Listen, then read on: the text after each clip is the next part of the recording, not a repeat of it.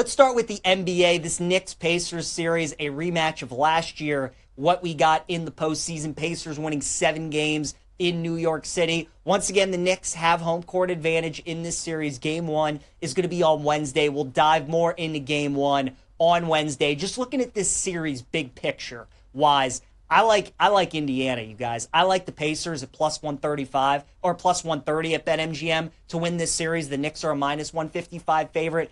I think the fact that this series is that these two teams are matching up in the Eastern Conference Final, I think is a huge advantage for the Indiana Pacers. The Knicks, as we know, rely heavily on their starters, and Tibbs plays his starters big minutes. His entire starting five, the Knicks' entire starting five, has averaged more than 35 minutes this postseason. Cat is the fewest of those guys at about 35.7. OG Anunoby the most at about 40 minutes per game. Do you know how many players on the Indiana Pacers this postseason are averaging over 35 minutes? 0.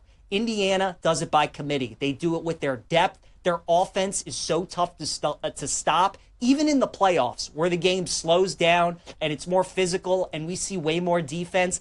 I haven't been able to see a team the last couple years that's able to take Indiana out of the run and gun type game. They're able to dictate every game that they play in the pace that they want to play. And again, the fact that the Knicks had a tough series against Detroit, 6-game series against Boston, and Indiana, who's played 2 5-game series against Milwaukee and against the Cleveland Cavaliers. Now they're getting ready for the Knicks. They don't play their guys a ton of minutes. I think this is where Indiana kind of wears them down. And people are like, oh, they might be intimidated going into the Garden, playing in those environments. They beat them last year. They won a Game 7 in New York City last year. Indiana will be fine. I think they win this series, so give me the Pacers at plus 130. Also, some specials I saw on BetMGM that I like. Halliburton to score 30 points in just 1 game in the series is plus 145. I think that's a great price to look at that. I think there's a chance he could go off in one of the games and go nuclear for 3, so I would look at that. And then Pacers to win the series in 6 games is 5-1 at plus 500. I think that's a good bet as well. As for the NHL playoffs, we got Carolina and Florida.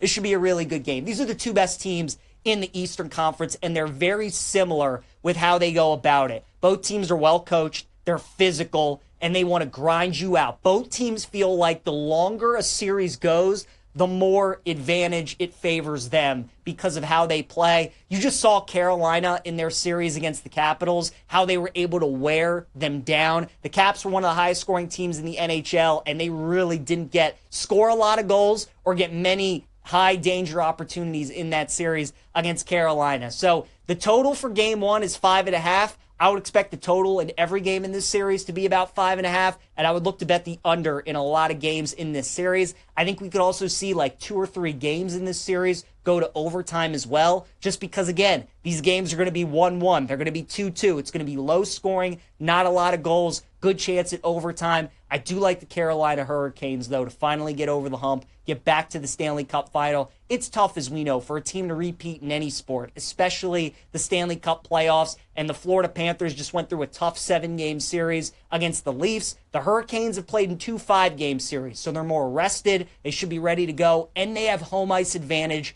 in this series. So tough to beat on their home ice. They're perfect so far in the playoffs here in 2025, so I like Carolina in that series plus 105 to defeat Florida.